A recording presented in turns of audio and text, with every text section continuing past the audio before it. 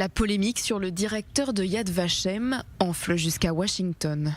L'envoyé spécial pour les questions relatives à la Shoah au département d'État américain a semblé adresser son soutien à Danny Dayan, qui pourrait être prochainement limogé de son poste. Les États-Unis apprécient le travail crucial de Yad Vashem et le leadership de son directeur, alors que nous travaillons ensemble sur l'éducation, la mémoire et la recherche sur la Shoah. Le maintien de la dépendance de ces institutions à travers le monde est essentiel, alors que nous sommes confrontés à des efforts visant à déformer, nier les faits sur la Shoah.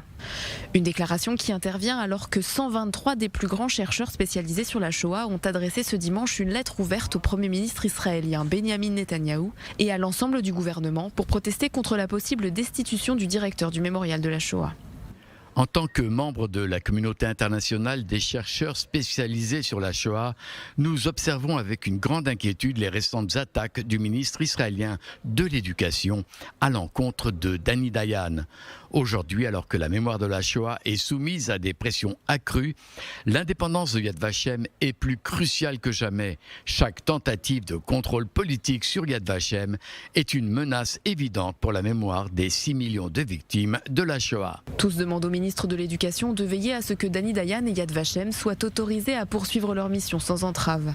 La polémique a commencé la semaine dernière lorsque des informations ont circulé selon lesquelles le Premier ministre israélien et son ministre de l'Éducation seraient déterminés à mettre fin aux fonctions de Danny Dayan pour le remplacer par une ancienne députée Likoud. Une décision qui semble être motivée par des considérations politiques. Danny Dayan a été nommé à la tête de Yad Vashem par le précédent gouvernement de Naftali Bennett et Yair Lapid. Danny Dayan a rejoint le parti Nouvel Espoir fondé par Gideon Sa'ar, ancien ministre de la Justice et transfuge du Likoud.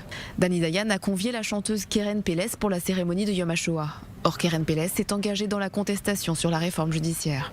Une invitation qui aurait suscité le mécontentement de l'épouse du Premier ministre Sarah Netanyahou. Des allégations démenties par le bureau du Premier ministre. Des rumeurs de révocation imminente ont ensuite circulé, alimentées par des allégations de mauvaise gestion. Des accusations niées en bloc par Danny Dayan.